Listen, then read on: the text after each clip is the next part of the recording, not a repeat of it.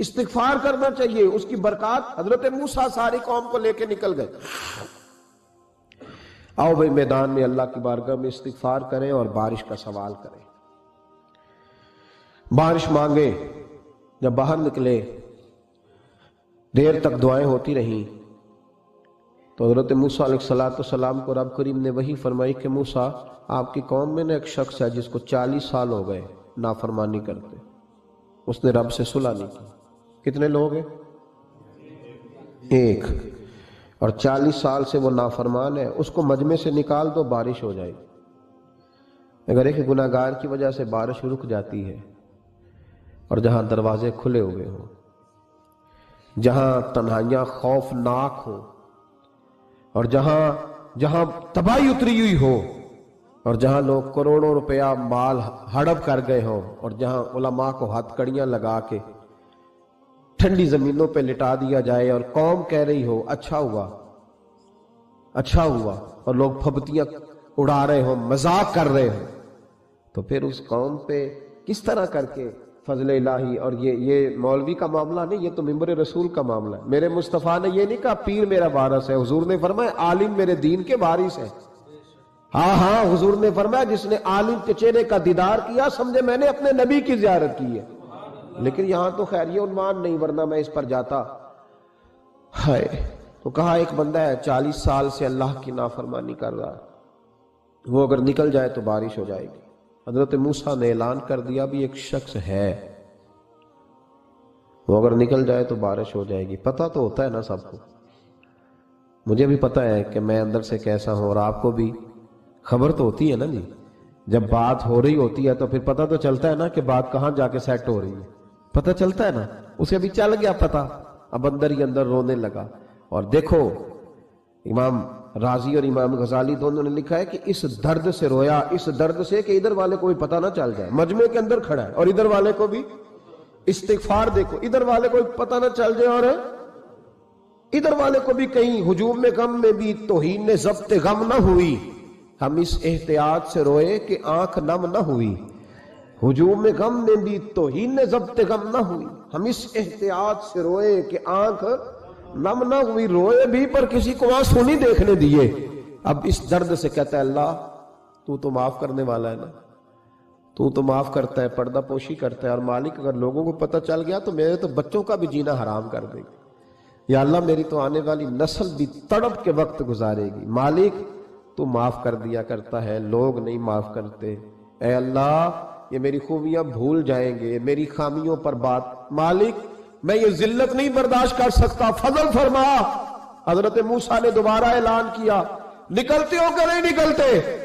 پھر تڑپا خدا بندہ مجھے بے آبرو نہ کر، یہ ذلت اور رسوائیاں یہ نہیں برداشت ہوتی، اللہ درگزر۔ حضرت موسیٰ نے تیسرا اعلان کیا نکلتا ہے یا میں پھر اس کا نام لوں، اللہ سے پوچھ کے نام لوں اس کا، بتاؤ کون ہے؟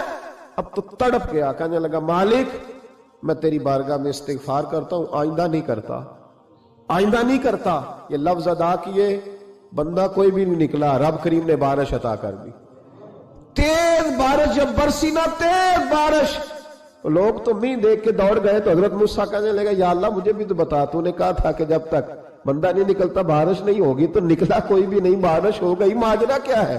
تو رب کریم نے فرمایا موسیٰ بس اس نے مجھ سے صلح کر لی، اس نے مجھ سے صلح کر لی۔ اور امام غزالی نے لفظ لکھے، حضرت موسیٰ نے پوچھا، حالانکہ اللہ اپنے نبیوں کو غیب کے خزانے دیتا ہے، پوچھا کہ اے اللہ مجھے اس کا نام بتا دے۔ تو رب کریم نے فرمایا موسیٰ جب گناہگار تھا تب نہیں کسی کو بتایا، جب پاپی تھا تب نہیں بتایا، جب مجرم تھا تب نہیں بتایا، اب کیسے بتا دوں؟ فرمایا اس کی میری صلح ہو گئی ہے، اور فرمایا جو بارش نہیں نہ ہو رہی تھی وہ بھی اس کی وجہ سے نہیں ہو رہی تھی، اب جو ہوئی ہے نا تو یہ بھی اسی کی وجہ سے ہوئی ہے، یہ بارش اب جو ہوئی ہے تو یہ بھی یہ اس گناہگار کے سبب سے۔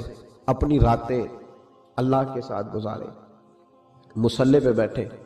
میرے صاحب رحمۃ اللہ علیہ سے جب کو کہتا نا کہ بڑا پریشان ہوں تو کچھ بتائیں، تو فرماتے آج رات مصلی پہ بیٹھ کے اپنے رب سے بات کرنا، میں بھی بات کروں۔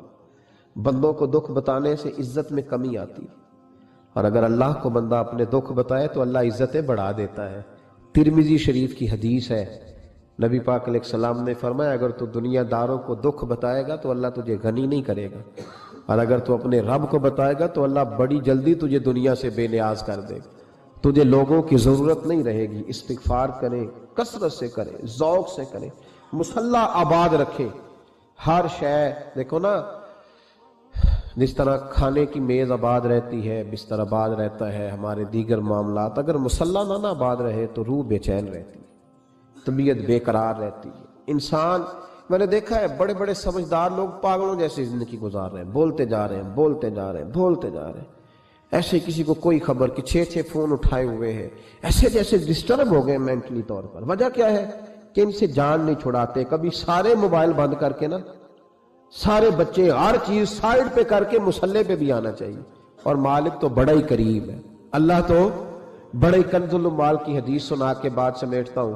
نبی پاک صلی اللہ تعالی وسلم فرماتے ہیں ایک شخص تھا بنی اسرائیل میں، بڑا مالدار تھا، تو پھر اس پہ غربت آ گئی۔ جب غربت آئی تو رو پڑا، کہنے لگا اے اللہ میں غریب ہو گیا ہوں، میری مدد فرما، میں نے بڑی نافرمانی کی ہے تیری۔ مالدار جب تھا تو بڑی موج کو، یا اللہ میں نے بڑی اب نہیں کروں گا، مجھے اس غربت سے نکال۔ تو اللہ نے فرشتوں سے کہا کہ دے دو جو مانگتا ہے۔ تو فرشتے کہنے لگے یا اللہ یہ توبہ کر کے نہیں آیا، ڈر کے نہیں آیا، یہ تو الجھ گیا تب آیا ہے، یہ تجھ سے ڈر کے ہوتا ہے نا ایسے کہ لوگ اللہ سے نہیں ڈرتے جتنا غربتوں سے معاذ اللہ ڈرتے، یا اللہ یہ تو وہ الجھ گیا تب آیا۔ تو اللہ نے فرمایا پتہ مجھے بھی ہے، لیکن آ تو گیا ہے نا، چلو دے دو۔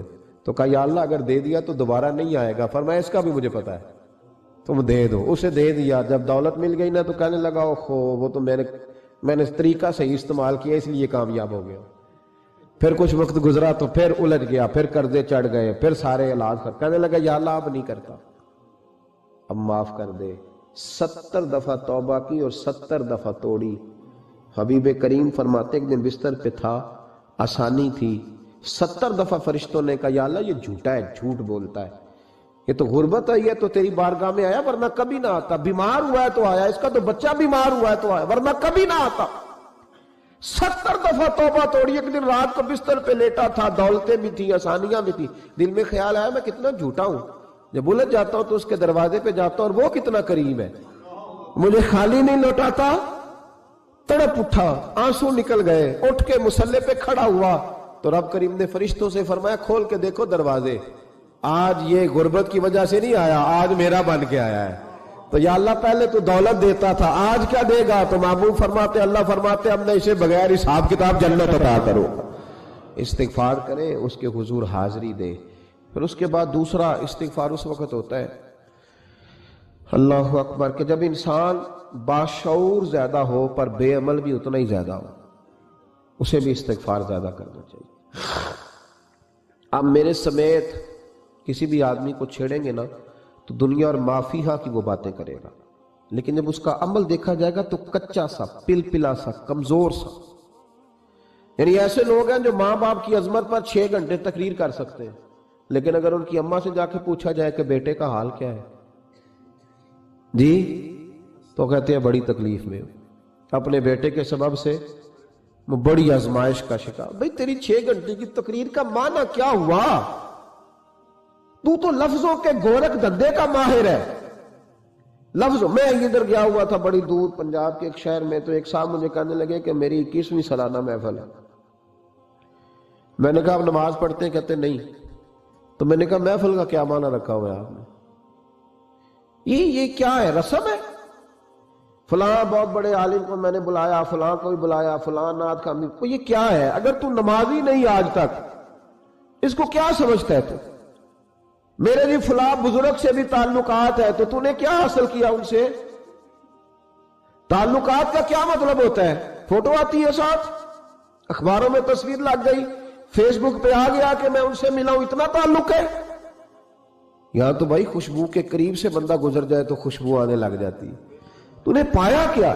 شعور ہونا اور عمل نہ ہونا بہت بڑی مصیبت ہے۔ اس سے اللہ کی بارگاہ میں استغفار کرنا چاہیے۔ یعنی انسان کو عقل ہو، پتہ ہو، خبر ہو، اور اس کے پاس دھیلے کا عمل نہ ہو، اس کو 3400 حدیث آتی ہو کہ نماز نہ پڑھنے والے کی سزا یہ ہے، پھر بھی نہ پڑھے، تو سزا ہے کہ نہیں اللہ کی طرف سے؟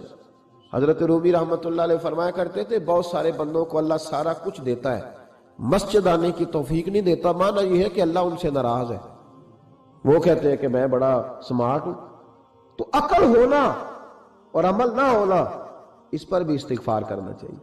شعور ہو اور انسان کو عمل کی توفیق، یار ساری زندگی گورکھ دھندے میں گزر گئی لوگوں کی، لفظوں کے بڑے ماہر رہے، اور میں ایسے لوگوں کو دیکھتا ہوں تقریریں 6 گھنٹے کی، او ہو 9 گھنٹے کی تقریریں سنتے، بیٹھتے ہیں مجالس میں، نماز کا وقت آتا تو مصیبت بن جاتی، بھاگتے ہیں، جان چھڑاتے، مسجد کی حاضری 20 منٹ کی بھی صحیح نہیں دے سکتے۔ کیا ہے یہ کیوں بہت بن گیا تیرے اوپر؟ غور کر، ڈر اللہ سے۔ میرے نبی کریم علیہ وآلہ وسلم نے ارشاد فرمایا قیامت کے دن کچھ لوگ کئیوں کی بات سن کے جنت میں چلے جائیں گے۔ اللہ تعالی ہماری پردہ پوشی عطا فرمائے۔